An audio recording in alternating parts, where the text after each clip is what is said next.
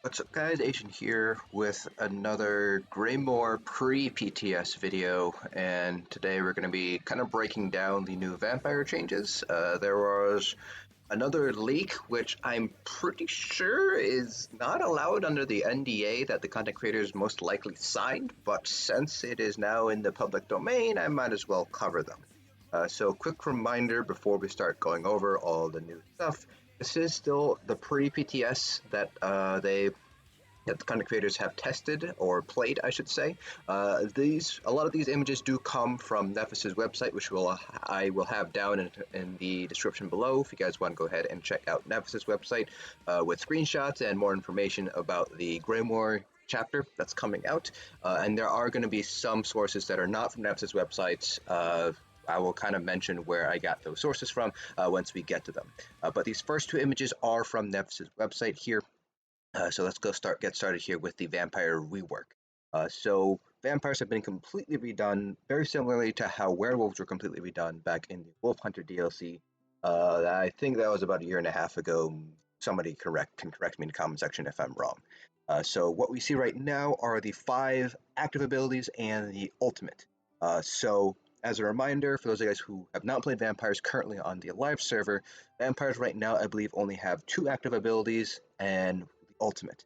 So this is a huge bump to the number of active abilities that they have, and I'm fairly certain, no, I am sure that these active abilities can be placed on your ability bars if you are not in the vampire form, which is the ultimate.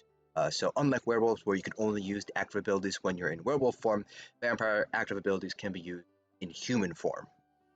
Use abilities outside of basically being a vampire lord, which is the ultimate. So starting off with the upper left-hand corner, we're just going to go left to right, essentially, top to bottom. So we'll start off with Eviscerate. So you slice an enemy open, dealing X amount of magic damage, deals up to X% more damage based on your health. Now, in terms of a spammable, this probably isn't going to be all that great to use. The 2 morphs that we see is, I know the wording is a little bit fuzzy here, it's just the limitation of the resolution that was used here. But Bloody Mess costs health to use and increases the damage bonus, and Disembowel will always be a critical strike if you cast it while under half health. Now the big thing here is that it deals more damage based on your missing health.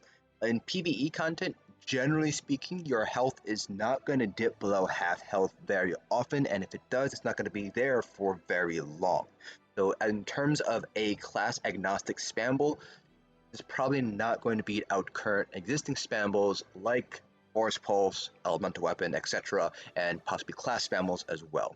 Part of it is it won't proc any sort of status effects. So Force Pulse is a weapon skill, so it'll help proc enchants, and it also deals Flame Shock and Frost damage, so you have a chance to proc those respective status effects, Burning, Concussed, and Chilled, which deals extra damage. The Eviscerate doesn't quite have that, so I don't see Eviscerate being used in PvE a lot.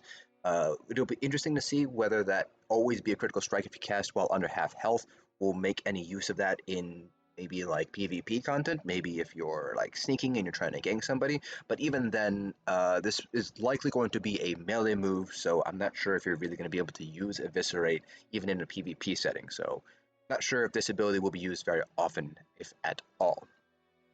The next ability is Mesmerize. Seduce all enemies in front of you, stunning them for X seconds if they are facing your direction.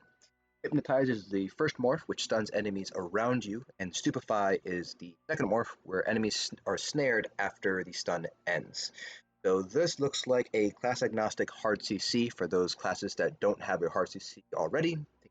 You, Templar tanks. So this pretty much fits the same sort of niche that Time Stop does. Now, it does say seduce all enemies in front of you, so it's probably going to be a cone, and then Hypnotize is going to be full 360-degree stun instead. So this will be useful for those classes that don't have a hard CC already built in. For tanks, again, looking at you, Templar tanks, you guys don't have a hard CC that is a class ability. You have needed to rely on Time Stop for your hard CC, but now you have Mesmerize here.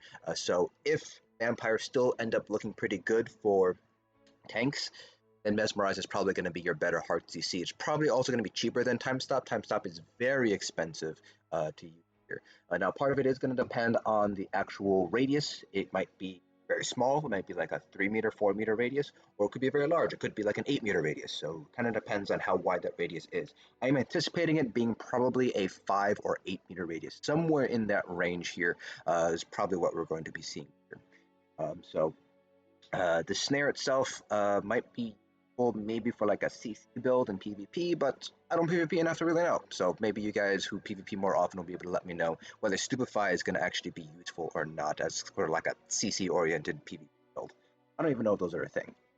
The next active ability is one that already exists in the game. It's called Mist Form. Dissolve into a dark mist, reducing your damage taken by X% for as long as you maintain the channel. Entering this form removes and grants immunity to all disabling and immobilization effects, but you cannot be healed and your magicka regen is disabled. You have two morphs here, so one of them increases your movement speed, the other one deals damage to enemies around you and heals for the damage caused.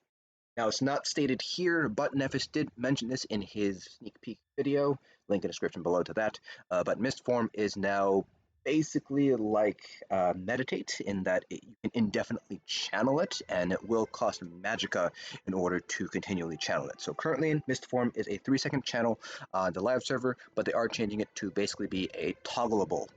So we haven't really had any toggleable skills too much, at least not since One Tamriel with siphoning attacks on Nightblades. So this is kind of a turn of toggleable abilities, which you can argue Meditate is sort of toggleable, and Mend Wounds is also toggleable, so we're seeing more toggleable abilities now. That is a really funky word to say, toggleable. But Mist Form is one of those abilities now. This is potentially useful. I know I used it as an off tank when we were doing VAS hard mode, so it does have its uses, and I know Mist Form is very popular in PvP to use to kind of get away from everybody because of that immunity to disabling and immobilizations. But now you can pretty much, I won't say indefinitely sustain it, but you can sustain it longer than the 3 seconds that you currently can on live. Now, they might end up nerfing the damage reduction as a result of this, so it remains to be seen what that X value is going to be.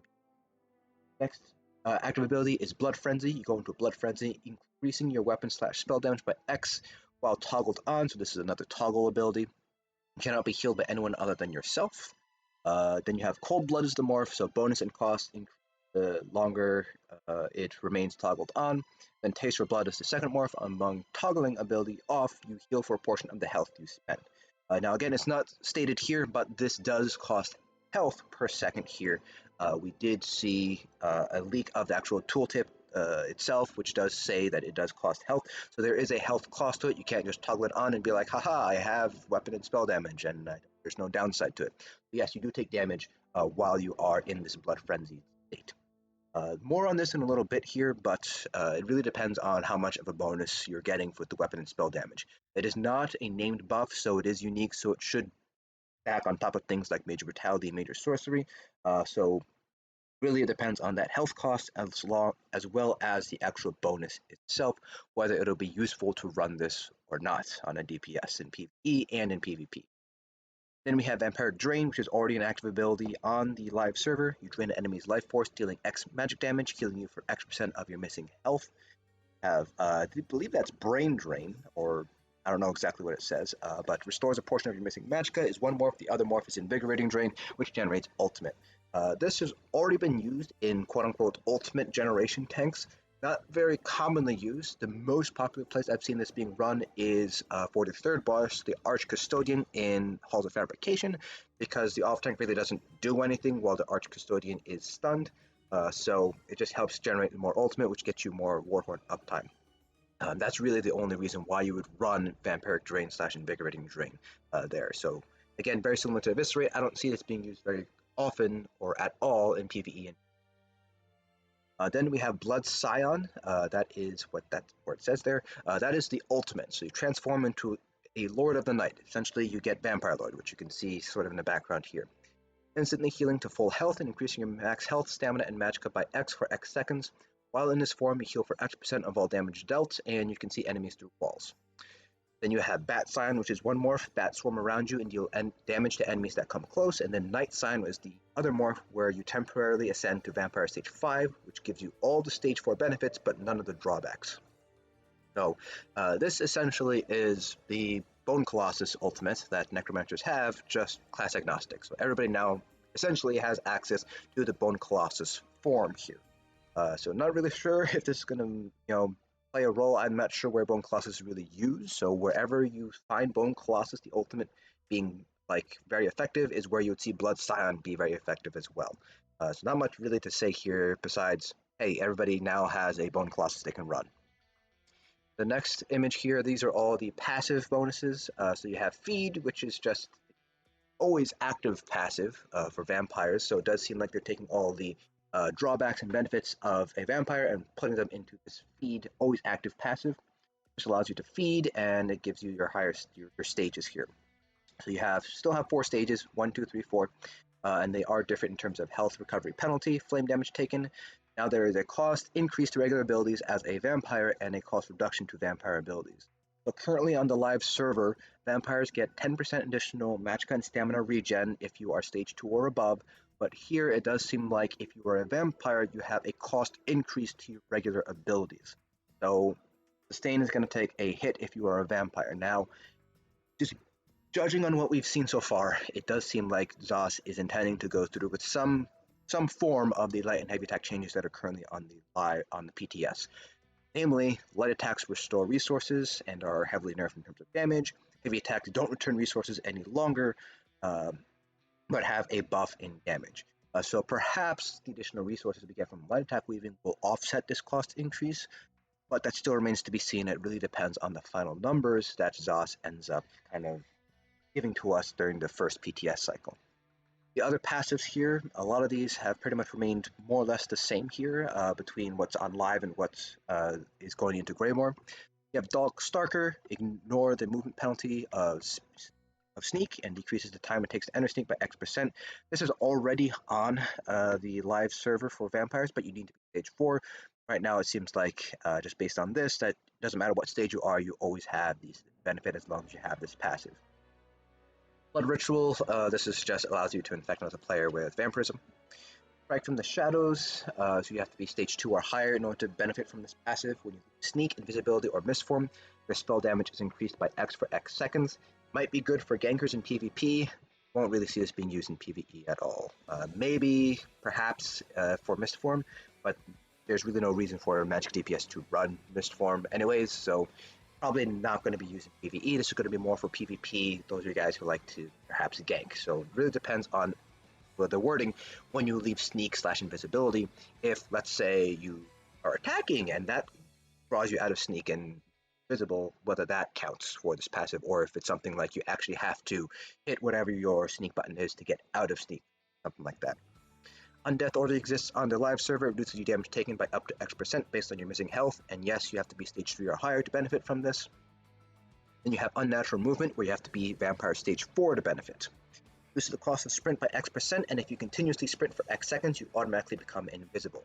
Now, there has been a lot of talk about how this is going to impact PvP, because now you can just be stage 4, run for a few seconds, and you automatically become invisible. So again, this is a pre-PTS build here, so it really depends on what that X seconds is, as well as the downsides of being a stage 4 vampire. Let's say you take 100% additional flame damage, you get hit by a meteor, that is going to suck. So I would reserve judgment, but it is definitely a point of concern for those of you guys who play PvP a lot, especially in Cyrodiil. You might want to consider keeping an eye on what Unnatural Movement eventually turns into chapter. Now for the leaks. So you'll notice here that Nephis has purposely put X's where value should be, and I believe that is most likely, and Nephis can confirm or deny this, I'm not sure if he can. I believe this is probably due to an NDA that they had to sign in order to actually play on this pre-PTS build here. So we don't really know what these X's should be. However, there has been a leak for at the very least 2 of these passives here, one active and one passive I should say, that gives us some idea of what the numbers are. Now before I show you guys these numbers, remember this is a pre-PTS build, so these numbers are not final, they are subject to change on the PTS and when Greymoor goes live. So this is the first one. Let's zoom in a little bit here so you guys can actually read this. This is Blood Frenzy. So this is one of the active abilities where you can toggle it and you increase your weapon and spell damage. So you can see here that the increase is 930 and it costs 576 health every second. Now remember, while you have this toggled, you cannot be healed by your healers. So this is actually a pretty strong increase here. So now this is Blood Frenzy 4. We don't know whether or not, no, we do know whether or not.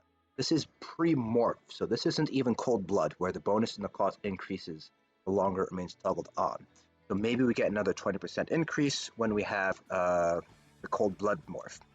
And this is just the base morph, and again, pre-PTS value, we're not sure if this is going to go up or down.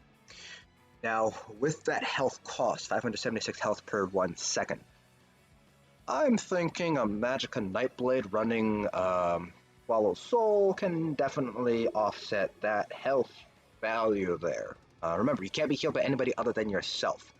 Swallow Soul has a healing component part of the spammable, and it deals a pretty good amount of damage. Nightblades. If this doesn't change, you might want to run Blood Frenzy. Now the other thing too is, if it is toggleable and it is active on one bar and you swap bars, does it remain on the bar where you don't have Blood Frenzy slotted? Remains to be seen. We'll have to see what the final values end up being on the PTS, and whether or not, Magicka Nightblades will be able to benefit from this. I think Magicka Nightblades will be able to, but again, it really depends on what the final values. Now, this is the active ability. Here is the passive ability. So this is the feed. So this is a passive that's always active while you're a vampire. So this gives us the values for the health regen debuff, the flame damage taken debuff, the regular cost debuff increase, and your vampire ability cost decrease. So this is feed. So we're going to take a look at just stage 4 right now. So you have minus 100 health regen. Basically what that means is you are down to 0 health regen when you are stage 4. You can only be healed by healing abilities. Flame damage taken is 20% additional flame damage taken. I believe that already lines up with what, or actually no, this might be a nerf compared to what is currently on the live server. I think it might be 50% on the live server. Somebody can correct me if I'm wrong, but it's either 25 or 50% additional flame damage taken. So this is a reduction to that. It looks like they are offsetting that, if I'm correct, by increasing the regular ability cost. So it looks like it's 5, 10, 15, 20. A 20% increase in your regular ability cost is huge. Just to give you an idea, New Moon Acolyte is 5%, and you can really feel that in sustain if you don't take that in consideration when you build make your build around New Moon Acolyte. For example, if you're running New Moon Acolyte, typically you're also running False God's Devotion or your Breton in order to get that cost reduction to offset that increase in ability cost. So if you're a stage 4 vamp, you got plus 20% increase to your ability cost, which is going to be a huge hit on sustain. Now, there is the fact that light attacks do increase your sustain in the new PS. That offset the 20% additional increase in costs as of stage 4 vamp. I don't think it will. Requires more testing when the Greymoor PTS goes live, but I don't think you're going to want to be a stage 4 vamp for very long. If that's 20% increase in cost. Vampire ability costs do go down by 40% though. So going back to Blood Frenzy, we also don't know if this is at stage 1 or stage 4 vamp. So this is stage 1 vamp. We have a 10% reduction in ability cost. If we do another 40%, 10% be probably something around probably around like 630 or something like that. So 40% of 630 would be closer to around like 400 or so. So 400 health per 1 second. Yeah, Magma Nightblade can easily handle that with Swallow Soul. Yeah, again, these are just pre-PTS values. These might change when we get the Greymoor PTS, when that goes live in a few weeks. Just keep in mind, keep an eye on all these numbers here. Again, this is probably breaking the NDA that the content creators signed. I did not sign an NDA, and this is on public domain now. These two pictures were posted on Toxic Rating Environment, so they're in public domain, so I can't really take back what's on the public domain now. But yeah, I won't name, I don't know where the leaks came from. I have no idea, actually. So we'll just take advantage of them while we can. But that pretty much concludes this video. Let me know down in the comment section below whether you think vampires are going to be viable here, whether that's in the vampire form, like a true vampire build, or kind of in other sort of forms here. So let me know what you guys think of these new changes to vampires. As always, feel free to leave comments in the comment section below if you guys have any questions at all about the changes here. I'll also leave down in the description below a link to Nefis's video looking at the Greymoor sneak peek, as well as the website if you guys prefer just reading rather than watching a video. Well, that concludes this video. Hope you guys enjoyed, and I'll see you guys in the next dungeon.